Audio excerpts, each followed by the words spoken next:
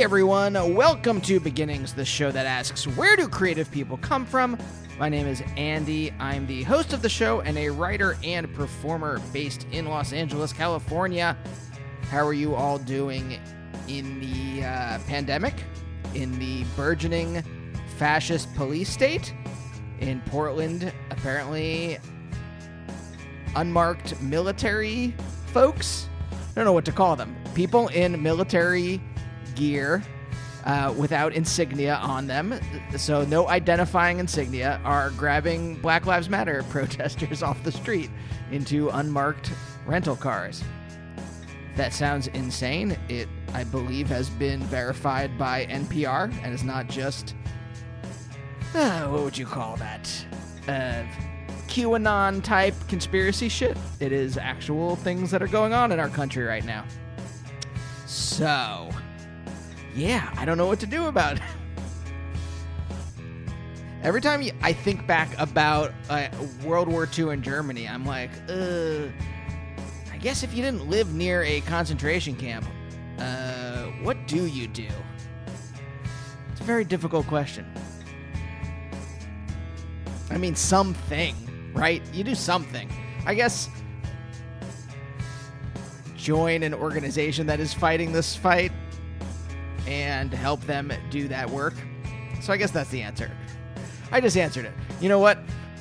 I take it back. All the Germans were culpable. Hey, this is a good way to start the show, right? Hey, you know what? I'm setting the emotional table.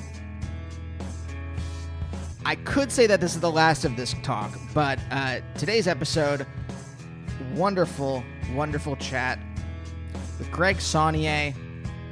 Saunier? Should have asked him. Of Deerhoof.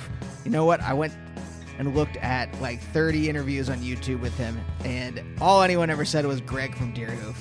But Greg and I get into it, you know, with the current political situation being what it is, and with both of us being pretty politically aware, having been pretty politically aware for decades, we really talk. Well, I will say this. I think it's interesting. I think Greg's childhood and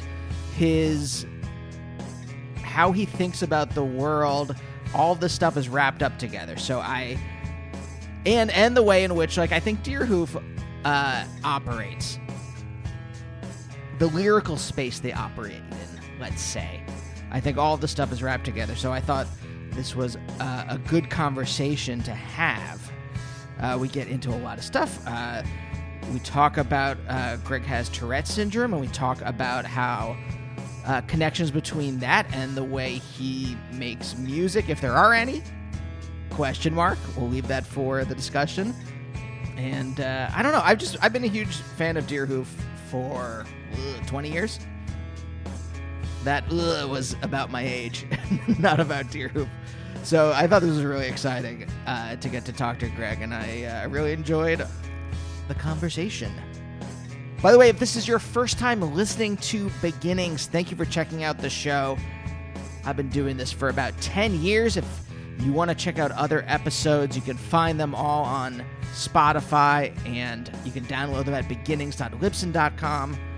I have talked to hundreds of folks from music, television, comedy, movies, art.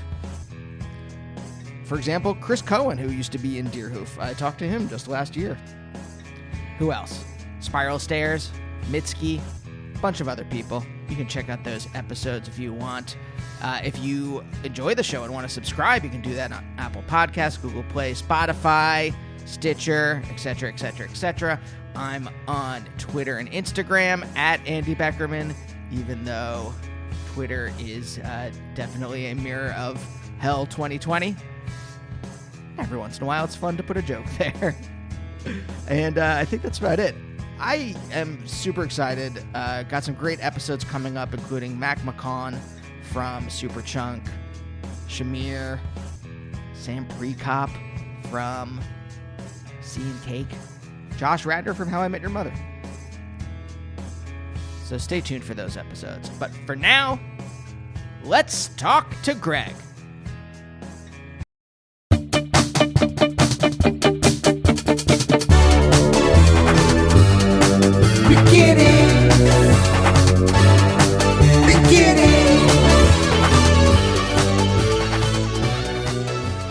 find a lot about you online, but you were born in Chile. Oh, about me personally? Yeah. Yeah, that's true. My parents were in the Peace Corps, and I was born in 1969 in a kind of southern tip in a town called Valdivia, where I've never been back and don't know too much about it, really. I left when I was, maybe one or something. Were they there to, like, help out? Like, there was a major earthquake in Chile in 1960. Were they... And it like, destroyed Valdivia. If so, they were nine years late to the party. I think they were there for other reasons. Mom was teaching English in high school. Dad was doing something or other. Yeah. Because some people claim my dad was in the CIA, but he denies it. Well, unless I usually when I talk to people on the show, if their parents had been in the CIA, they say State Department. They don't say Peace Corps. So how many people have you interviewed for this thing that more than one has had a parent in the CIA? A handful. Well, or just State Department. Come on. What kind of podcast is this? Wait, is this like some government thing? Yeah, yes, it's a psyops. Oh, okay. Well, I didn't know. I thought we were talking music. All right, let her rip. I can do psyops. No, but if you don't know, I talk to people about their childhoods and their early creative memories too. Oh, really? Okay. Yeah. Check that out. Okay. All right, I'm ready. So, because I do think that in some way that whatever happened in your childhood kind of primes you as the person you are, especially the creative person you are. Yeah. I mean, I believe that, and I think at the same time that perhaps the most formative chapters in that story are beyond the threshold of an individual's memory. So you might almost get a better result from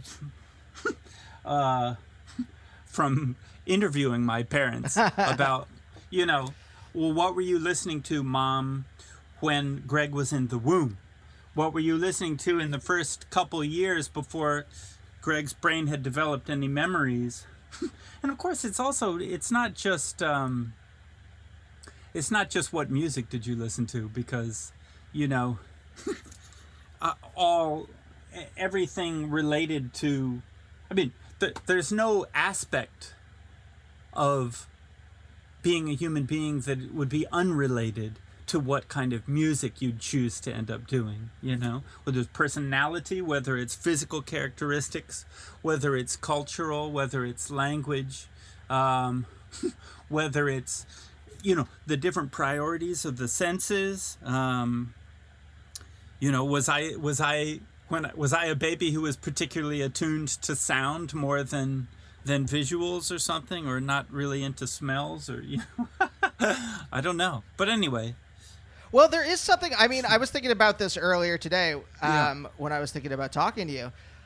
There's something about drumming specifically that I think the idea of like rhythms, and I can feel rhythms, but not in the way that I think like a good drummer like you feels rhythms. I mean, again, it's who knows, right? It's all experiential, and it's all in our own body, so who can compare? But I chose the drums in the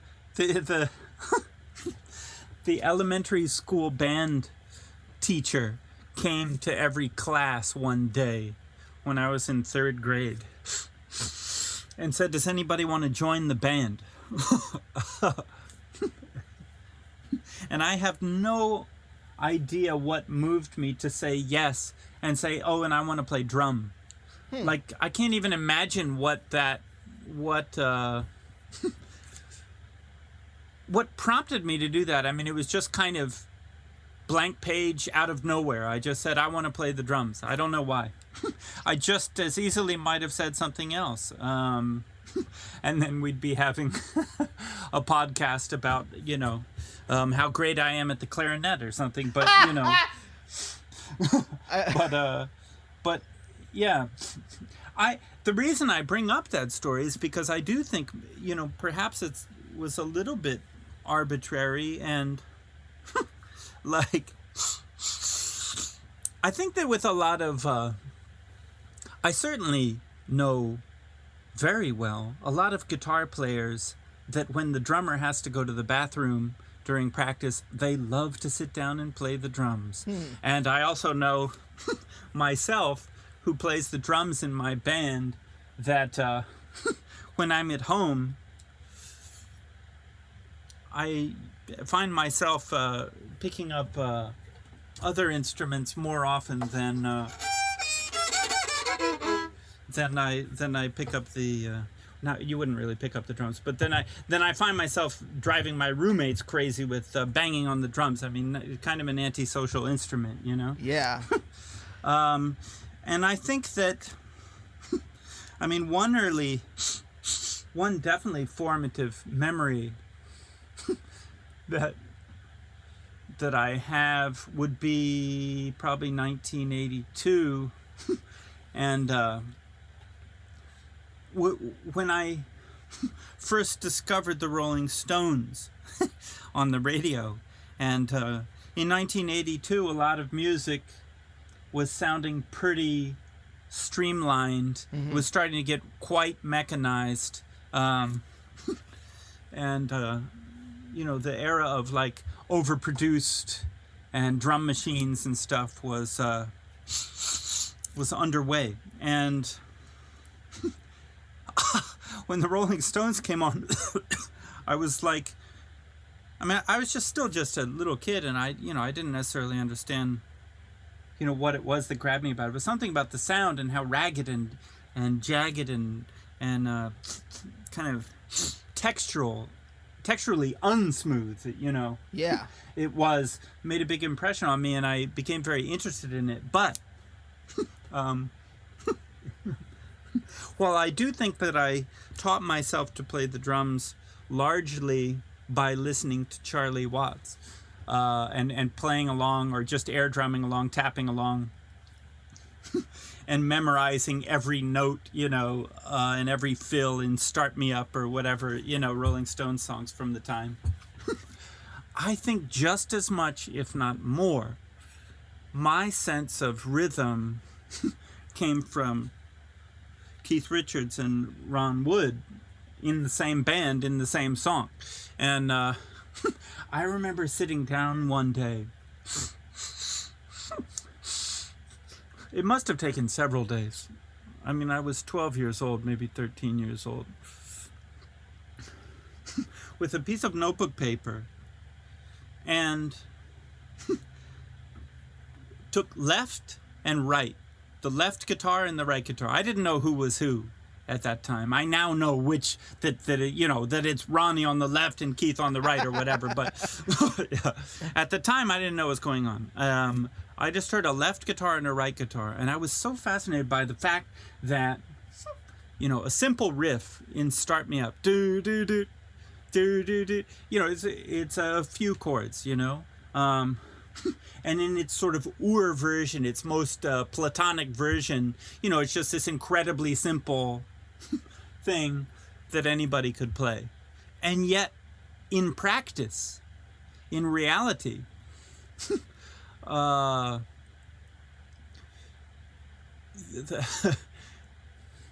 those two guitar players are playing anything but the platonic ideal of the riff. They're constantly playing around it.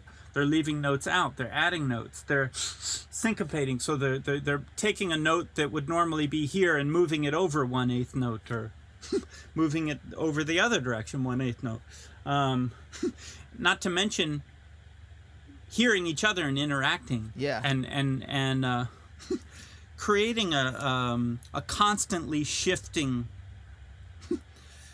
rhythmic surface. And I sat down there with this piece of notebook paper and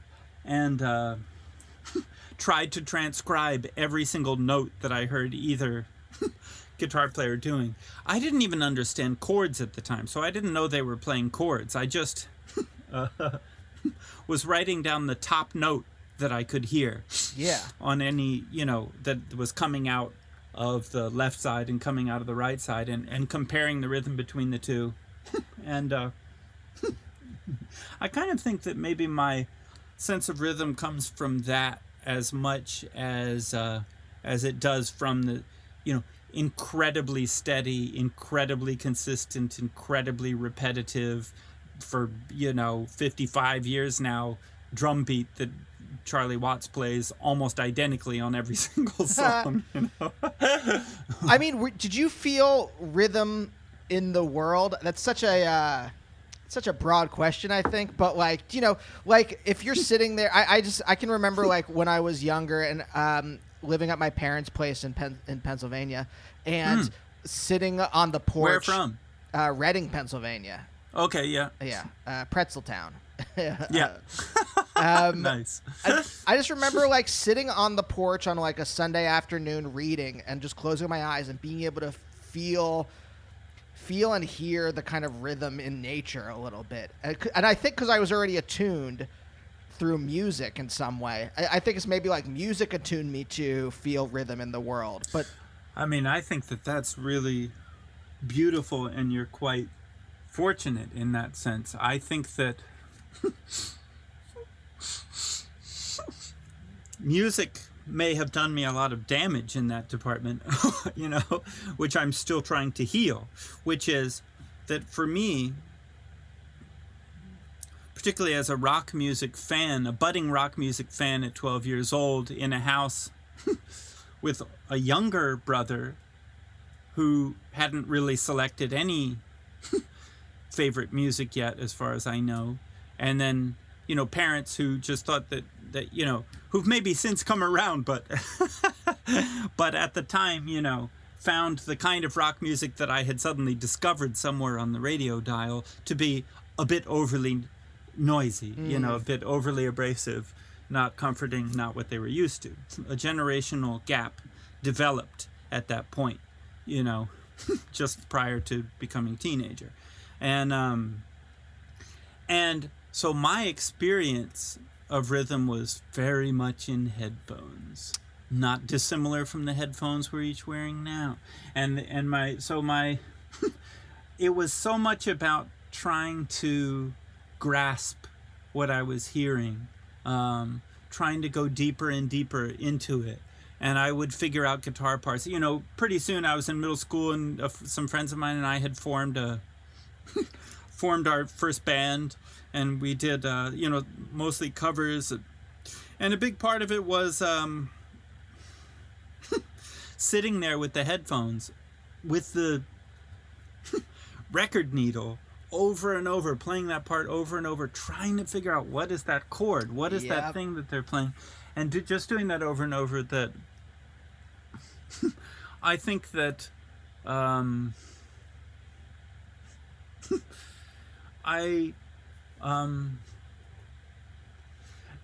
as a result, when I didn't have headphones on, I think even then there was a lot of music in my head from how when you do something all day and then at the end of the night you close your eyes, like if you do a puzzle or something, and then you close your eyes at night and all you see is this puzzle. Yep. That's been every day of my life since 1982. So it's like, Yeah, okay, here's a question. Not just hearing music, like everybody, of course, hears music probably more often than I do. It's just in the air playing in the background. But I'm talking about like trying to analyze it, trying to figure it out, trying to put it together. And that process, I think, made my inner ear kind of over, that was a muscle. Like, I'm still quite scrawny and I didn't get biceps, but I did get this inner, this inner ear muscle that hears things like, hears tiny differences in pitch or can figure out what the rhythm of something is, or can take dictation, of something off of a record. I have a lot of practice at it now after all this time, and so it's easier for me now than it would be if I were starting to try and do that now from nowhere, Yeah, okay, so did you have this kind of analytic, introverted mind before this, and this just gave you something to focus on? Or do you think through like the process of like, I have to analyze this, your mind became this kind of analytic, introverted mind? I mean, Chicken or the egg? Exactly. I mean, it's such a question that we can ask ourselves. Like, I mean, we're thinking about cops right now a lot. Is it that people who are predisposed to like bashing heads and suffocating people are the ones who sign up to be cops? Or is it now that you are a cop and you see everybody else around you doing that, and everybody else around you backing you up when you do that and say, no, they're innocent, then does it also incentivize that kind of behavior? And clearly it's both. Yes, I'm literally about to say both. Yes. There's a Deerhoof song called Matchbook Seeks Maniac that we were writing. Like me and Satomi kind of made the lyrics to that one together. Or we sort of came up with the concept together, and she wrote the lyrics. But we were, at the time George Bush was the president, and we were wondering, is it that he was already nuts, and that's why he was drawn to power, wanting to be the most powerful guy on planet Earth? Or was it the fact that he had power caused him to go even more crazy and be like, let's start invading countries, okay, so that reason didn't turn out to be real. Let's invade anyway. Just, could you come up with some other reason? that kind of thing. And, yeah, not to compare myself to George Bush or anything. Please but, don't. I do think that I already had kind of an obsessive, personality, I think. And I don't remember it so well, but my mom tells me that I was very hard to put to sleep. Me,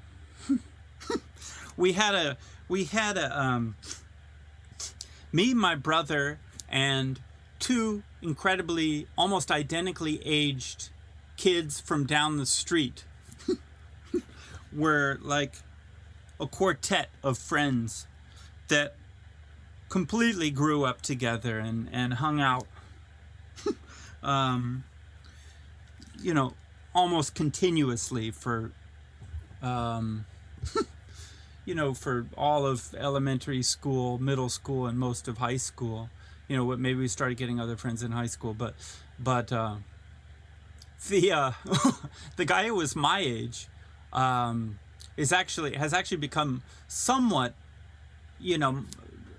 famous. I think certainly much more famous than me. He's on New York City Council, Mark Levine, and he just happened to be the person on the committee, or who headed the committee, the public health committee. And so as soon as coronavirus hit, he was on national news all the time, and he was like, he's been very critical of the federal government, and become famously so. And it's been interesting to watch, like I follow his Twitter, and it's been interesting to watch the haters pile up, because if you suddenly are forced to take a stand, to take a very public and nationally known stand on anything, particularly something that's been politicized, like wear a mask, it's like, people come out of the woodwork. But anyways, that was my childhood friend. And where am I going with this? Oh, me, my brother, Mark, and his sister, whenever a parent, usually my mom or Mark's mom, would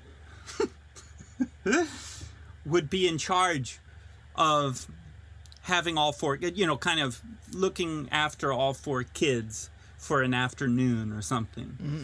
They kind of worked out, my mom and the other mom, they kind of worked out a system like, okay, I get some free time. You take all four of these nutcases and, for an afternoon, a couple of afternoons a week, and then I'll take a couple of afternoons a week, and then I'll get some peace.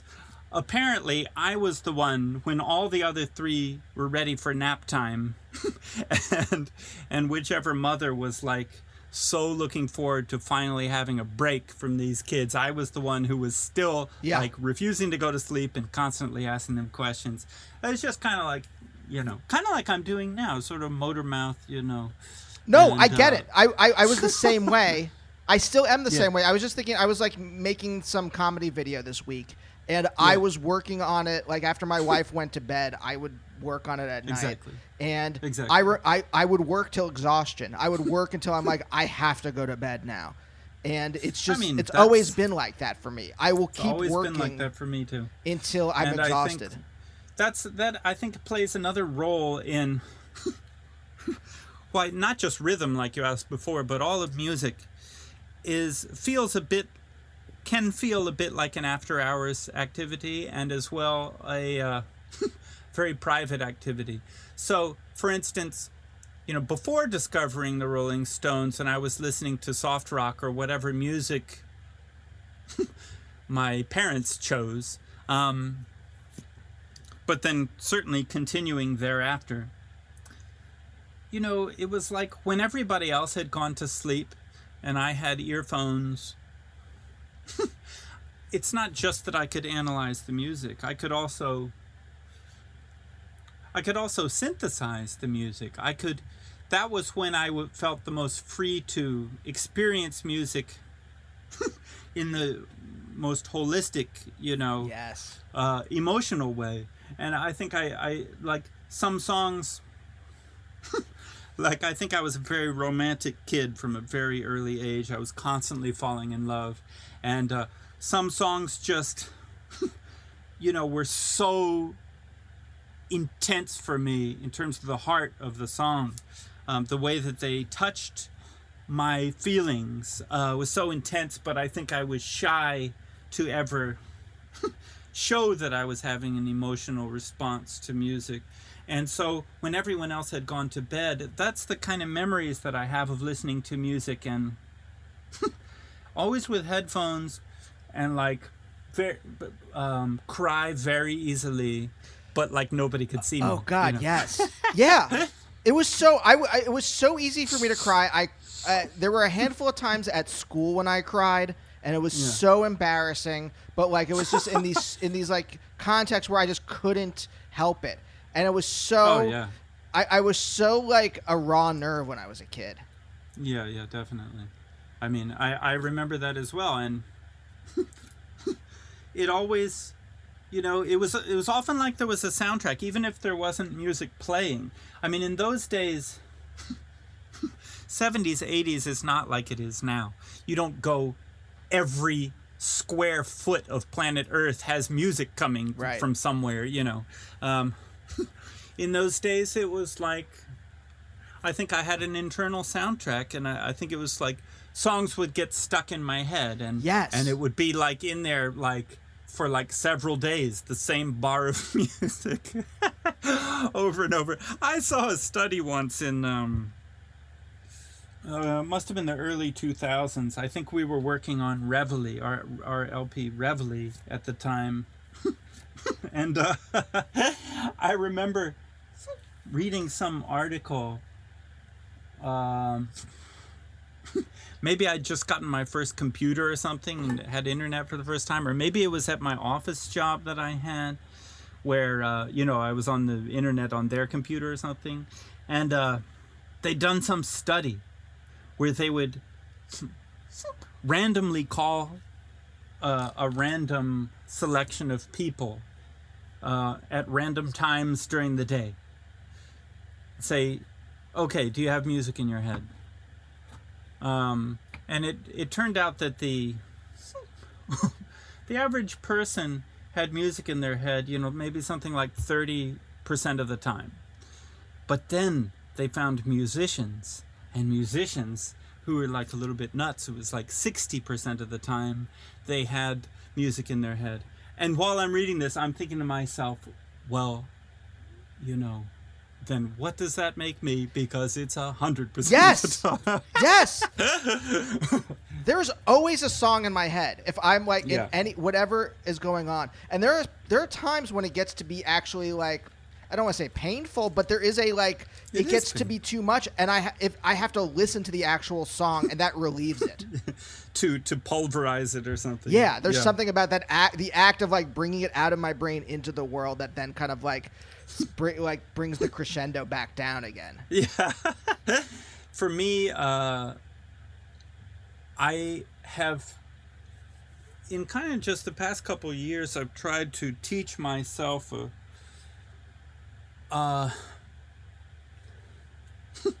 like almost like a mantra, so that I would have so I could choose what song to put into my head. Oh wow. And like if something else was in my head and it was starting to wear me down,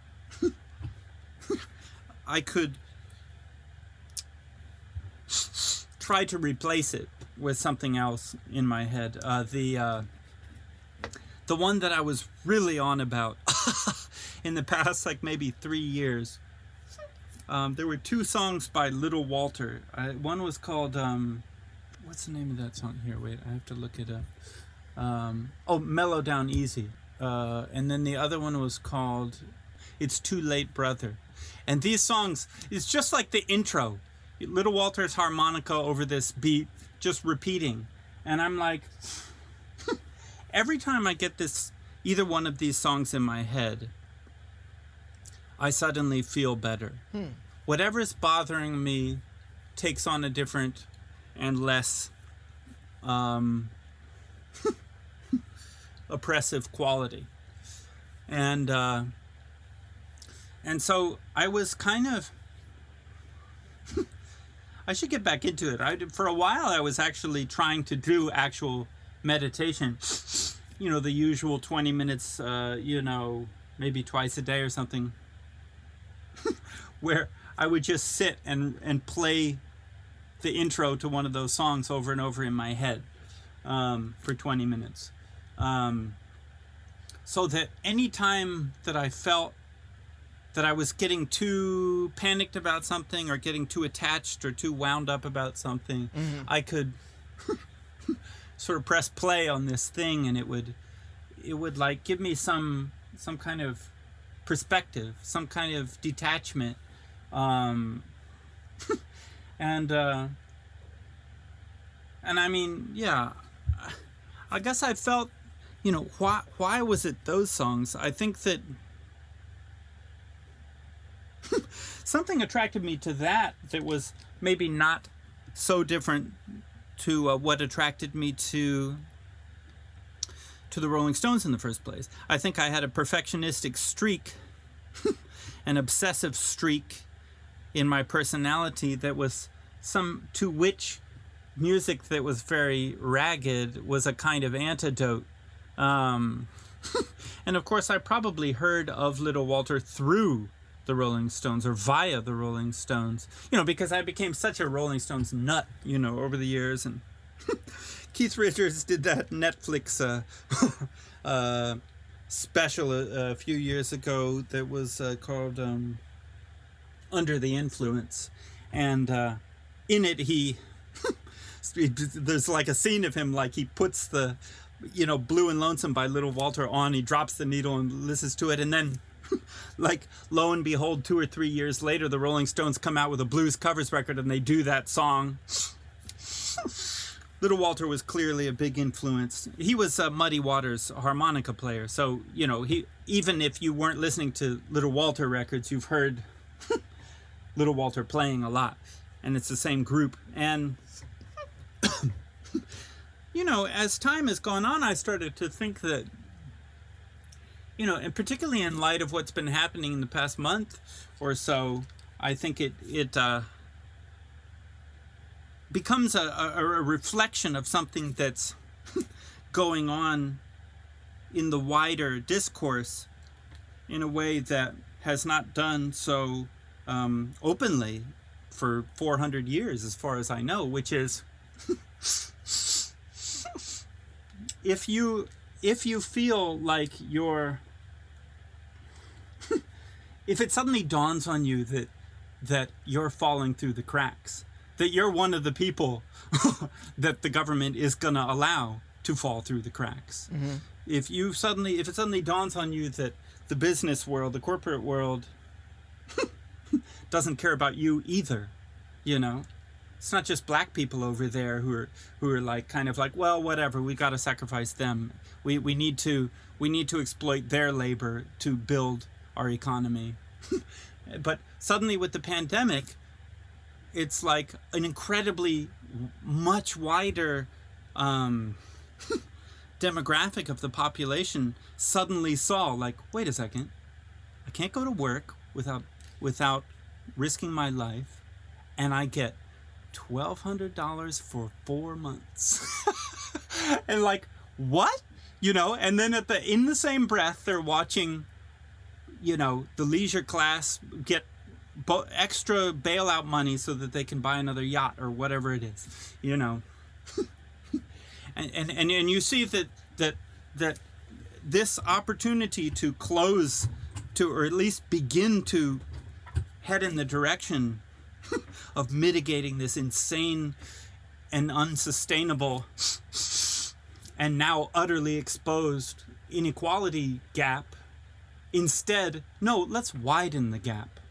Bipartisan, every politician agrees, let's widen the gap. Great, thumbs up, you know, unanimous. And you're saying to yourself, well, the amount that white people have panicked in the past 3 months, I mean, you can just see it. You know, first it was the MAGA people, you know, saying I need my Applebee's and whatever. And then it was like, but then it was after the George Floyd incident, suddenly, you know, just this mass movement of, you know, I suddenly became aware that I don't matter. Right. And there's been no collective funeral for me thinking I mattered. There's been no collective mourning. There's been no collective resolution. It's just one day, just sort of almost as a footnote. It's like, oh, by the way, you don't matter. Right. And if you thought you mattered, you've been fooling yourself your entire life, you know? And it just like, and then the next day's news was whatever, you know, like, oh, this many COVID, you know, infections. The George Floyd protests became maybe on some level a need to collectively acknowledge this like secret, like there's a life-threatening pandemic and nobody's helping and no one cares. No one even wants to help. Not no one, but no one in power wants to help. It's just a minor inconvenience for them, or if not, it's a field day for them. It's a boon. I mean, in music, I think of Spotify, how much it's a boon for them because now people need to stream music more than ever. Mm-hmm. But it's like for the musician, it's like, well, sorry, the one thing remaining that you might be able to make an income from has now been canceled, which was touring. So yeah, well, you know, I remember back to the Steve Albini article from like his Baffler article from like 20 years ago. Do you remember that? Did you ever read it? No. I didn't know he wrote for the Baffler. Cool. He wrote this article about. It's in my head recently because my wife and I have a podcast that was on a major podcast network, and going into that, I said, hey, I just don't want I said to our agent, I don't want a contract that's like a 1990s record contract. Exactly. Which is just like exploit the creative person as much as possible. Yeah. And make as much money off them as much as possible, and they get almost nothing. And we got a contract that was exactly like that. And so I went back and I reread Steve Albini's article, which is all about the exploitation of the artist, you know, and how, and exactly, he went through the economics of like, here's how everyone above you breaks down. Here's how it breaks down. Here's how everyone above you makes money, and how you then end up without any money, even if you have like a best-selling record. Right. I mean, in the music industry, the proliferation of middlemen. I mean, when Deerhoof started, it was you know, whatever. It was like 26 years ago or something. Maybe we had our first record like maybe 25 years ago. And we had a record and we had a label. It was called Kill Rock Stars. Yeah. They had an office in Olympia, Washington. And when the record came out, someone who worked at Kill Rock Stars, who sat at a desk, was the one to promote the record. Then a few years passed, and it became a thing where, well, we're not doing in-house promotion anymore. I mean, we can if you want, but I think we recommend hiring a separate PR person. And you say, well, God, Deerhoof's not really selling that well, but, if you want to add to the expenses, then sure. Let's add a PR person. So then we started hiring PR people. Then a few years more pass, and then it's like, okay, the PR person doesn't write the blurbs anymore. The PR person hires somebody else to do the writing. Mm-hmm. The PR person does the calling and the emailing, And then it became, okay, so we've got to hire somebody to write the one sheet or the bio or whatever it is, the description, the blurbs, the press releases. Then it was like, hire a photographer. Then it was, internet. First of all, publicity separate from marketing. You got to hire a marketing company. That's different. Radio plugging splits into commercial radio pluggers versus college radio pluggers. Two totally separate industries. Then both marketing and publicity, which have split, then divide into internet and non-internet. You need to have a special person for internet publicity, and then a different special person for internet marketing, which is separate from the, et cetera, et cetera. And so, yeah, it's an example of like, by the time, but yeah, it's like, what I wanted to say, I guess, about little Walter, was that something, when a person who's never had to deal with being undervalued or non-valued in a society before, never had to deal with being oppressed before, never had to deal with being told that your life is not is not really worth as much as your body doing whatever labor it is. People who'd never had to confront that kind of issue for themselves have suddenly panicked. And it's kind of, although the media tends to treat coronavirus or George Floyd protests as unrelated events, or the end of Bernie Sanders' campaign, or whatever it is, or Trumpism, as separate, isolated, news cycle events. I don't know. To me, it's the way the story played out kind of makes sense to me in one arc, which isn't complete, which is that suddenly a huge segment of our population that has for 400 years wanted to buffer themselves and blind themselves from the African American experience and try to just hope they're okay, but I don't want to see it, I don't want to think about it.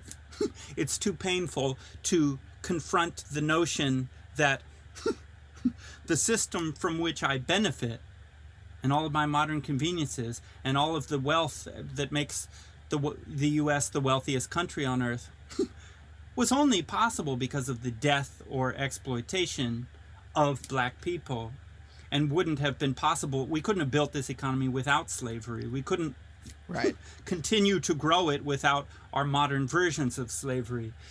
When people are confronting that for the first time, they've spent their lives pretending it's not there or trying to ignore it, and suddenly, in desperation, they don't know where to turn for wisdom when they themselves are now falling through the cracks. They themselves are seen as nothing but a a disposable, cog in a machine. A commodity. A commodity. And maybe not even that. Maybe they don't even rise to that. They're a commodity if they're a success. Like you and I are commodities. You've got your podcasts, I've got my band, blah, blah, blah. We're commodities. Many, aren't even that lucky. They're just in the background somewhere, making someone else's commodity. And so so when the issue of police abolition comes up, and everybody's like, police abolition, what's that? Like, yeah, I agree with it. Obviously, the police are bad, but what is it? How could you ever achieve it? And suddenly, through social media, and particularly via young people, there's been this unbelievable amount of sharing, and the sharing of knowledge, because there have been people who have been devoting their whole lives to the study, in fact for generations, studying abolition. and it branches out from abolition, and now these protests that exploded because of one specific 7-minute video about the death of one person had totally expanded to a global movement that is against racism in general. And when the movement expands to being against racism, then you start confronting things like, well, wait a second. Why was racism invented when capitalism was invented? And wait, why are there some societies that didn't have police? And why are there some economies in human history that didn't have capitalism? And suddenly your knowledge base, this thing that's been behind with a skull and crossbones on it, this door, the door is wide open, and it's like everybody's learning from the people that they've been oppressing their entire, for centuries, are actually the ones who are the only ones who know what's going on. They're the only ones who already have generated the theories that will heal us. They're the ones who, and I think that comes out so visibly or audibly in terms of music, that this was the part of the society that all along has been trying to teach us and trying to communicate to us about healing, about love, about values other than greed, about values that are just as much a real part of human nature as greed, even though greed is the one that the machine tells you that's basic human nature. Capitalism just comes from nature, the competition comes from nature. Dog eat dog comes from nature. Litigation comes from nature. War comes from nature. But wait a second. Love also comes from human nature. Mm-hmm. Generosity comes from human nature. Compassion comes from human nature. Families come from human nature. Helping, forgiveness comes from human nature. I mean, and so to me, the history of black music in America, necessarily, and people like, I mean, I saw Cornel West talking about this amazingly on CNN in some clip I saw a couple weeks ago, this very idea. But, there are academics, Fred Moten is another kind of theoretician or writer, academic who's dealt with this issue a lot, that the history of Black American music so much is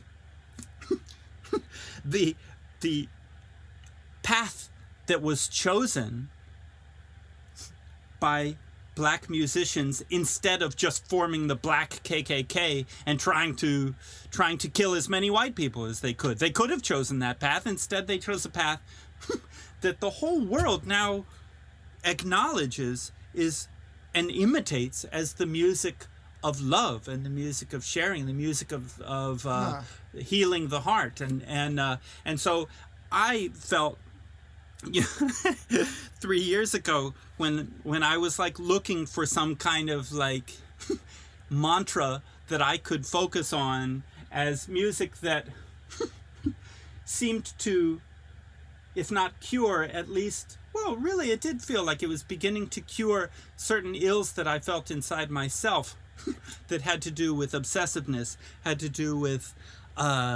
perfectionism, maybe had to do with jealousy, you know, in relationships. Maybe it had to deal with, you know, control freak tendencies that sometimes get expressed in my band, you know, that wow. When I just like listened to like the opening bars of Mellow Down Easy by by Little Walter, I mean, you listen to this song, it's not a mellow song at all. The title is a trick. It's a very up-tempo, really raw and exciting song, very danceable, double time kind of song. But it's just like the sound of it is so rough, and the more you listen to it, the more you realize the roughness is also totally masterful.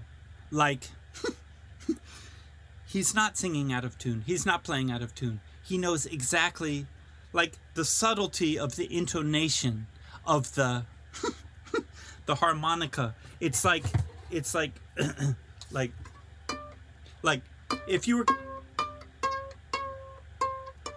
were gonna, the first two notes of Mellow Down Easy are bum, bum, bum, and if you played them on a piano, it would be those two notes, you know, like two white notes next to each other or whatever. But the way he plays it, it's more like that note is like in between two keys on the piano, you know, blue note. It's flat. It's flat compared to the piano. And the first time you hear it, it's like, wow, this music's pretty rough, you know, like, and then the more you listen to it, it's like, but why is that note always that amount flat? And every time he hits that note, it's exactly that amount flat, except for 10% of the time that it's a little bit sharp when it plays a different role inside of a phrase. And you're starting to realize, wait, hold on, you know, this is a whole language that maybe somewhere in my body I've intuitively understood from hearing blues and blues-based music, you know, all of our lives. But when you really analyze it intellectually, you're realizing it is like a language. It's very sophisticated. It's got its own grammar and syntax and vocabulary and stuff, you know. Oh man. Okay, so I have like a bunch of questions. Well, I mean, or things. I talk too much. No, not at all. But it's just like it was so rich because there's like this idea I think is interesting in there because we live in such a repressed country, not just repressed, but everything. It's we repress all this knowledge. I was thinking the other day, I'm like, wait till like all the people that are just learning about history now, like our domestic history, just wait till they find out about the awful shit we've been doing around the world for 400 years. I mean, it's unbelievable. It's unbelievable. I mean, I was thinking, like just Chile. I was thinking, I'm like, I wonder if you had grown up in Chile, because I'm like, because 4 years later there's a coup. And exactly, there's a coup, Pinochet, you know, dictatorship installed by Kissinger and the gang, Nixon, and So I like this idea of there being of like music in that sense of being this kind of like thing that like peeks out from the repression that tunes you in. Not, I don't mean to use that word, but like that's the best one I can think of. That tunes you into something that is better. That there is a kinder, more loving possibility of our future there that is expressed, and that so much so in like the idea of like Geist or culture or whatever, like that's the thing that's peeking out as we repress all this other stuff. But like there's another layer to it, because the Geist is normally the media platforms of the world, whatever they are at any given time, do tend to speak in those terms, even about current music. I mean, what's Pitchfork more than a website that attempts to define the Geist of whatever music that's happening yesterday, you know, and puts it in some cultural context and explains it. What that, I think, may fail to really realize is that it's something even beyond that.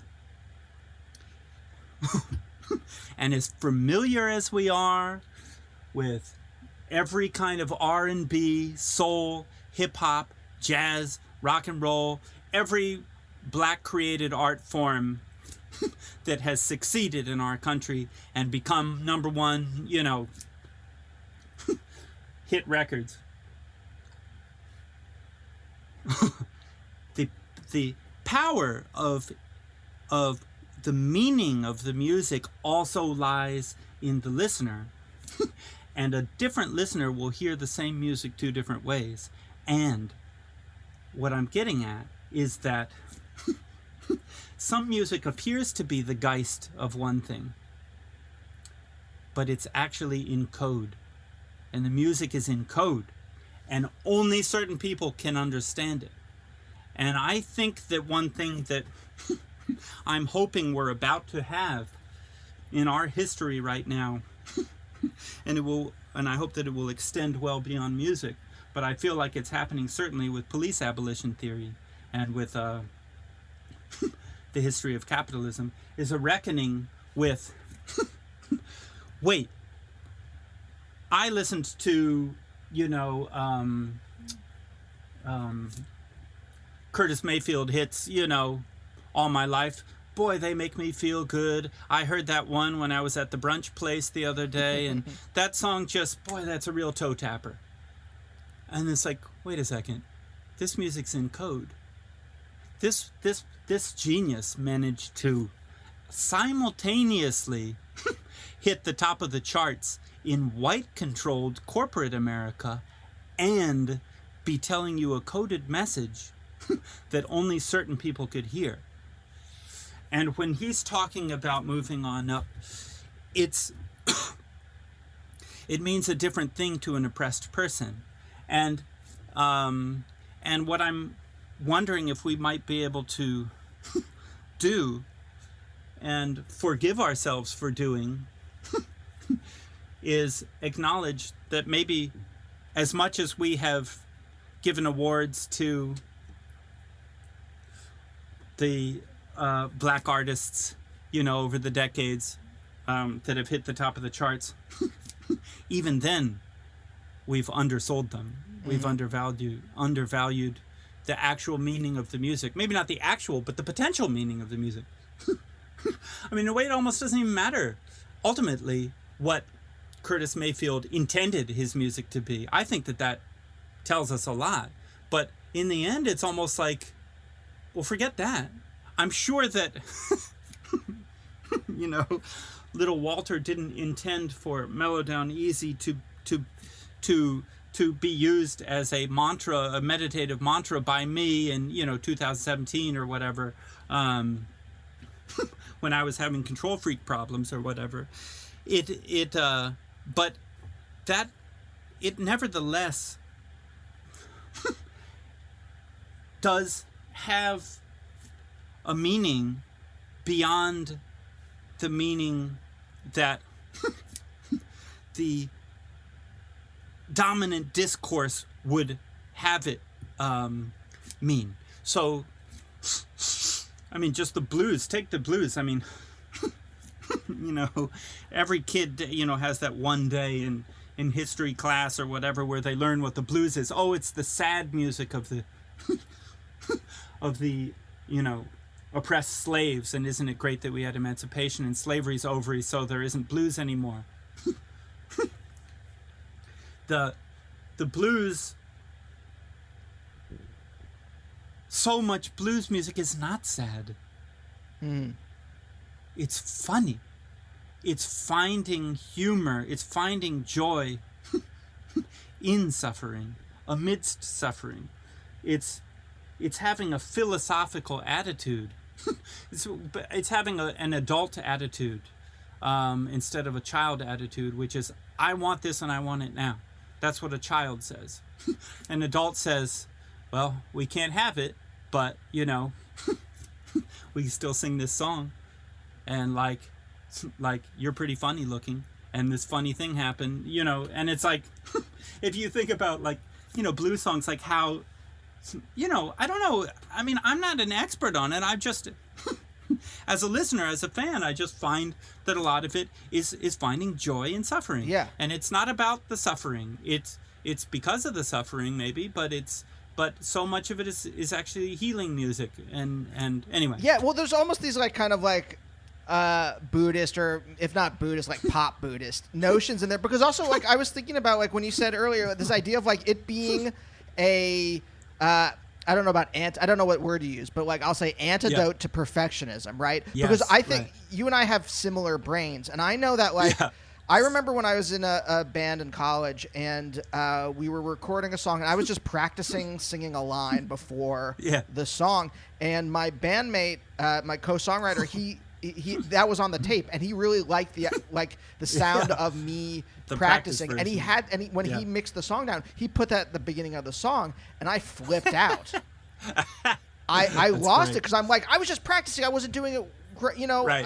And he was like, exactly. You have to embrace that. That's gonna, you know, you embrace the mistakes or the things that don't repeat. You know, these kind of like singular kinds of things that come along in the songs you write, or the whatever, the things you create, because that's going to be the part that you keep coming back to, right? And that's the thing that kind of breaks the spell in your head about perfectionism. Yeah. I mean, it's a really interesting, it's sort of like an aesthetic dichotomy down through the ages. I remember reading in the mid 80s, you know, not too long after I discovered rock music and the Rolling Stones, and I was starting to play the drums, and I was getting really, really into it, and I started reading some magazine, you know, maybe Cream. I had a subscription, or I'd go to the store and buy it or whatever, and I was reading an interview with Huey Lewis, who I hated at the time, and he was talking about how, I mean, you know, it's like sometimes I'm doing a vocal take and, you know, something really cool comes out, but it's not something I could repeat. It's not something I could do again. So it's like, we better do that over and get it like totally perfect.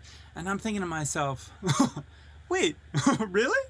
That doesn't sound fun at all. And I realized how much the Rolling Stones, for me, did stand for the unrepeatable, everything basically was an accident. You know, everything that went down to tape was something that happened spontaneously. Yeah. And that far from being a slight flaw in what otherwise was a classic song, was actually the thing. That was its real magic. Yes. You know? The idiosyncrasies are the thing. Yeah. Yeah. So wait, I mean, did you have this like kind of obsessive brain like before you started playing music, or before you started listening to the Rolling Stones? Well, I think that this is kind of what I meant earlier when I said, you know, you're going back past a threshold of memory when you know, it might not be possible to answer. So you may hear, or listeners may hear, you know, that sometimes I make a lot of strange noises when I'm talking, and like at some point or weird sniffing sounds and stuff. I'm not sniffing any powders over here or anything. You know, at some point,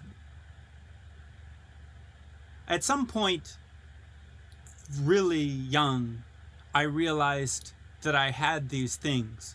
I didn't know what they were. I didn't know why I was different, but I just noticed that I had all these kind of weird habits and tics and strange noises and movements and stuff. And then maybe later, probably maybe in high school, I think later actually, maybe sometime in high school, I heard of Tourette syndrome, and it was through maybe something like a little ad that I saw in a newspaper with William Shatner's face. And I was a huge Star Trek fan, and that just endeared him to me forever. He didn't have Tourette's, or doesn't have Tourette syndrome, but for some reason they had decided to hire him as the national spokesperson. And, I mean, certainly there is something somewhat ticky about his delivery, sometimes in Star Trek. At some point, I, actually went to a doctor, and he was like, oh, yeah, definitely, that's what you have. And definitely one of the characteristics of this neurological condition is that, I mean, as neurological conditions go, I think this one's a very easy to survive one. It's not that big a deal. But one of the things that often accompanies it is a kind of obsessive, compulsive, way of working on things. And I think it was definitely there before. I was always into music. I was definitely into music since before I can remember, and everybody my family tells me so. So I take their word for it. But Deerhoof has become like a strange. People sometimes will say, "Look at this drummer with Tourette syndrome. See how it affects his playing." And it is true, or I've heard that it is not unusual that people with Tourette syndrome often become drummers for some reason. However, I don't know if I buy the thing that the Tourette's is expressed through the drumming. I almost think it's exactly the opposite. And the way I feel when I'm playing the drums, particularly when we're performing on stage, and boy do I miss it, is 1 hour or 70 minutes or so of relief from Tourette syndrome. And there are certain cases when somebody's really totally engaged in the zone on something, or when they're sleeping or having sex, that become the exceptions. Those are the times when for whatever reason the tics disappear. And so, apart from trying to do those three things as often as I can, I feel that, in Deerhoof's case, the act of playing could not be less perfectionistic. It's like completely going wild, Yeah. Or at least it feels that way. I mean, that's the fun of it. That's the joy of it, is that we go very wild. And it's nothing but idiosyncrasies and mistakes and accidents and unrepeatable moments and spontaneity. And every time we play a song, it's really different. We've got a live album coming out in a few days. All the money is going straight to Black Lives Matter. And it's coming out July 3rd. And it's like, they're all songs from various albums of ours, but the verse is totally different. And if we'd recorded it the next day, it would have been different again. It's just the randomness of the moment and the feeling of going wild and being free from obsession and free from repetition. And here's a moment that will never happen again. I mean, unless you release a live album, then it will. But but the idea being that you're free. You're free from past and future. Yeah. I mean, look, I don't have Tourette's, so I know I'm not coming at this from the same place as you, but we're in similar areas because like improv comedy is what really appeals to me, because the idea of it being like idiosyncratic, it changes in the moment. You have to be present to do it well. Exactly. Right. And all this kind of stuff, it forces you to be there in the moment in a way that like the rest of life doesn't force you. Like, again, like you said, there are these certain times where what is it about like being present that I don't know what the word is that I'm looking for, but like, what is it about being present that allows you the Tourette's to not manifest? I mean, I don't think that that's a question only for people who have Tourette syndrome. I think that that's one of the age-old human questions that many different practices have tried to solve, which is, if you can find a certain state of mind within certain contexts, how can you expand that state of mind, that consciousness, into more of ordinary life, into more of daily life?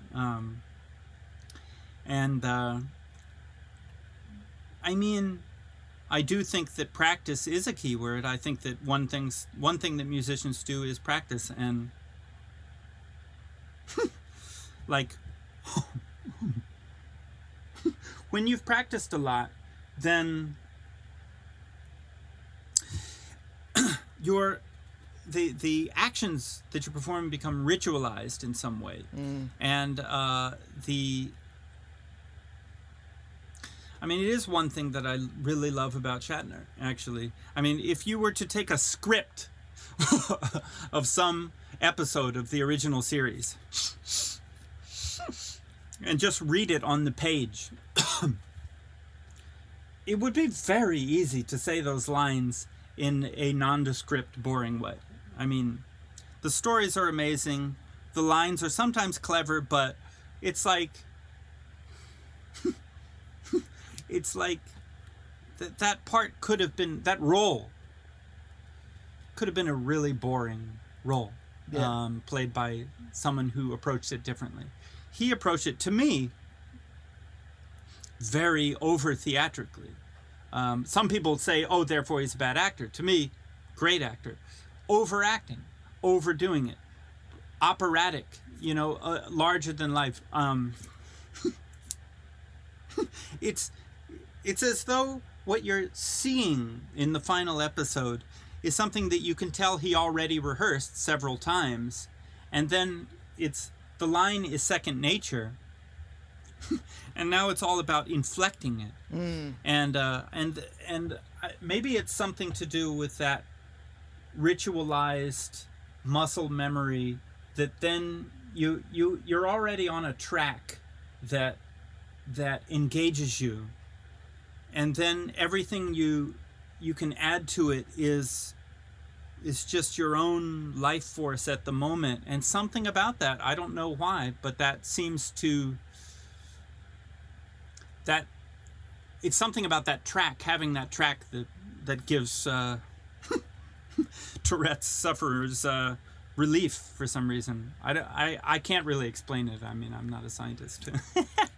I don't know why. Sure. But then it's like because we're a DIY band, self-produced, and it's like we'll play something together, we'll crash through some song, the first try, or whatever. It's like, okay, that sounded great. It was just a disaster, and then spend the next year, every day of the next year, trying to make a mix of this, Yes. like total mess. And then that's when this really obsessive, perfectionistic side really just runs rampant and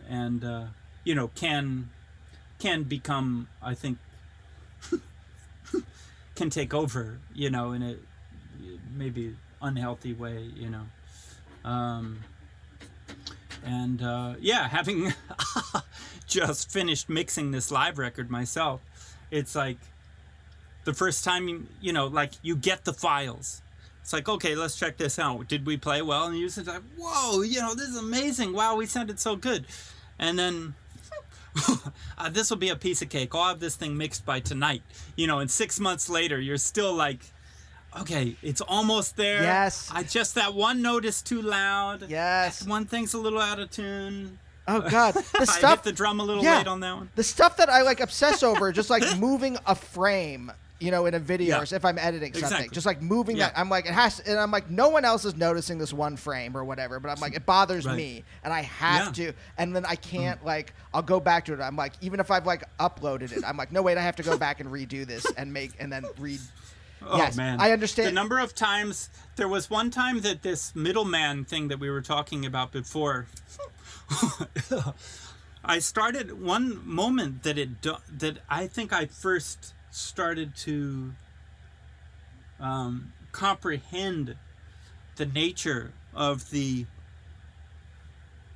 proliferating middleman structure that I had become only one minor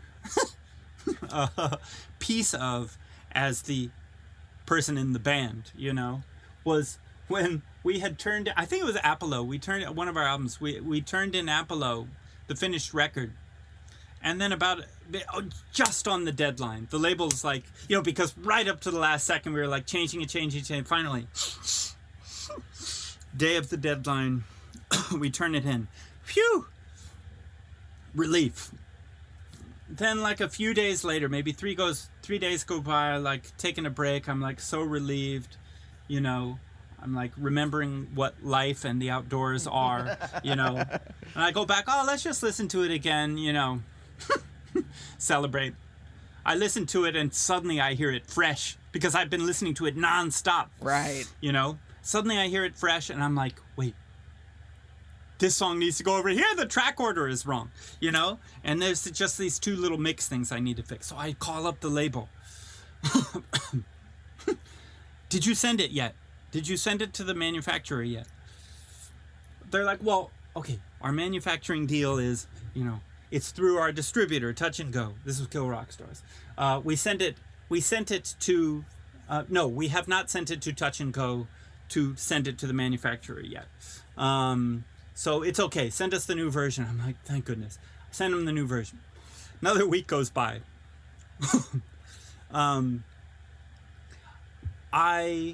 Same thing happens. I think of some other change that I'm desperate to make.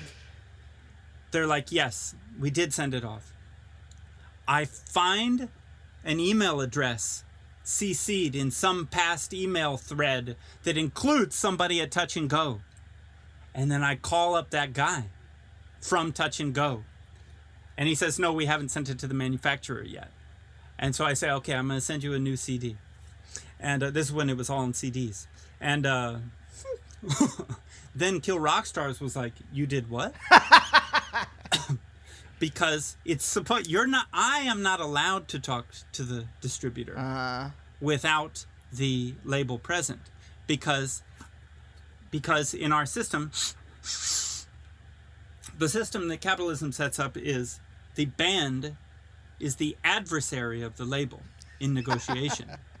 The label is the adversary of the distributor in negotiation. So if the band goes straight to the distributor, it's a bit like, insider trading or something. You aren't allowed to have that communication. So that's how I learned that lesson. That's when it started to dawn on me, like the level of like what this middleman structure is. This thing that's just chipping away at our income, all the different roles, all the different specializations that are appearing out of nowhere that people used to be able to do, but suddenly no, I do it better. I'm going to do it now. I'm going to hire somebody I'm going to outsource that. Wait, we're at the end of the show. I just want to go back to the very beginning because Okay. there's a couple things I'm still curious about. Your parents, why did they enter the Peace Corps? Where did they come from? It's a good question. I think they emboldened each other to have a moment of a rebellious period in their life. Huh. But actually, to say that, I think does not quite describe it correctly. That was an era. This was during the Kennedy years that they first got the notion of signing up. I think by the time they did it, Kennedy was dead, but they did actually take at face value. Ask not what you can do, what your country can do for you. And I think that, in many ways that generation, my parents' generation, the baby boomer generation, did come of age at a time when they were simultaneously rejecting their own parents' traditions and institutions and rebelling by seemingly professing love or trying to help. accidentally, among the things that they rejected from their parents' generation included the New Deal. So, in other words, one of the things they rejected was the entitlements and the slight modicum of socialism that existed in our country for a brief period. And they rejected that. And then by the 80s, they'd all, not my parents, but by and large, the baby boomer generation had become, they became the ones who became the neoliberal uber capitalist, they became the Donald Trumps and Joe Bidens of the world. I mean, that's who they are. I mean, it's that generation. And, and they're having an extremely difficult time now facing the fact that, but wait, I did this when I was a kid. I stood for something when I was a kid. Don't you tell me that I don't know what love is. Don't you tell me that I don't know what good and evil are, and call me the evil one. I was there, I was there in the summer of love. I know what it is. And and having to ask a person nearing the end of their life to confront the possibility that perhaps every decision they've made since they were 22 years old has been a sellout and a mistake and is taking humanity over a cliff, is a pretty hard thing to do. And I think that's why we're seeing this insane level of age gap, between, who supports what candidates, etc. But yeah, they decided to go to Chile. On our record we did a couple of years ago, Mountain Moves, I thought it'd be cool to do a cover of one of these where you're talking about the Geist, the what's going on with the people. A singer called Violeta Parra, who is a Chilean folk singer, a protest singer, and we covered one of her songs. And it's interesting. It's another example. I mean, the song we covered, I think, it perfectly encapsulates much of what we've been talking about, because the song's called Gracias a la Vida, Thank You to Life. This is a singer who was soon to commit suicide. She was a peasant, had nothing, but had become very famous as a singer. And she was saying, while having nothing and being oppressed and being opposed, she was saying thank you. And then the song is just this I mean, you can't, I think, help but cry, just verse after verse of just listing all of these things, that she's so thankful for in life, with the birds and the trees. I mean, just like, it's amazing. So, yeah. Wait, so where did you grow up? Oh, I grew up, we moved to suburb, kind of in Maryland, Columbia, Maryland, not too far from Washington, D.C., where my dad worked, when I was 3. So I don't really have almost any memories, just a few images of being in Latin America when I was tiny.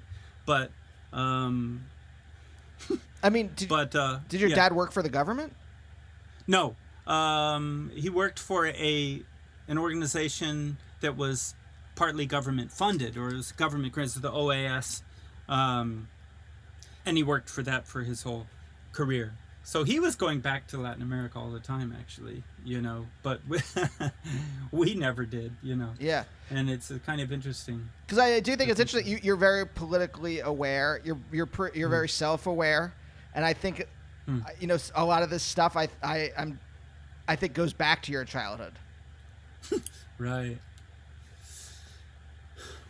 It does. I think my parents did have a consciousness and were interested in the news, and they I remember how much they hated when when Reagan got elected, and I don't know. I mean, it's funny how for me, it wasn't like I was a rebellious teen, but I was someone who maybe took some, not all, of the implications of what they tried to teach me to a more extreme degree than they maybe meant. Or maybe not. I mean, I also think consider myself very lucky that they, they're big Deerhoof fans and very supportive of me, very loving and caring, and like I get along with them extremely well. But when we do argue, it is about the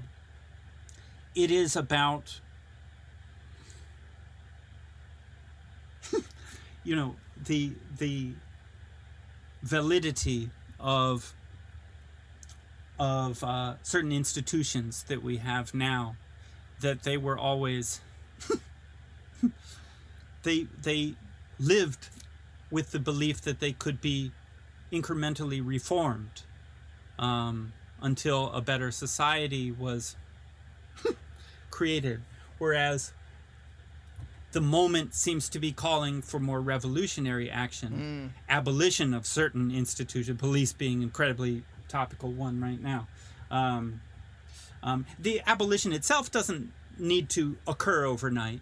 It needs to be, funds need to be reallocated to things that actually protect and serve the population. But like, and one could say the same thing of the military. At this point, is the military making us safer? Is it defending us? Or is it just starting wars and causing people to hate us and making being an American human being incredibly dangerous, and so, these institutions need to be defunded. Yeah. I think my parents basically agree, but I mean, I shouldn't put any words in their mouth, but I don't know. Greg. I don't know what to say about that. I mean, it's like, I don't know if that part really makes sense to talk about in the podcast or not, to be fair. I mean, is there a specific length for the podcast? No, or are we just chatting now? Yeah, we're just chatting. I mean, Okay. I just asked that, because, Yeah. I think I had this sense of justice and injustice that got planted in me when I was a child. Exactly. And then that has just grown as I've aged. And past, my parents are very liberal, but we get in arguments about Israel, or we get in arguments about, where I'm just like, I don't want to the liberal version, the centrist liberal version versus the and it's like, I mean, I think the reality is whatever set of institutions they're wanting to cling to are coming down one way or another. They will collapse because they're not sustainable. Mm-hmm. They cause species terminating climate change, or species terminating nuclear buildup, or species terminating race war, or species terminating wealth inequality. Take your pick. They cause species threatening pandemics. I mean,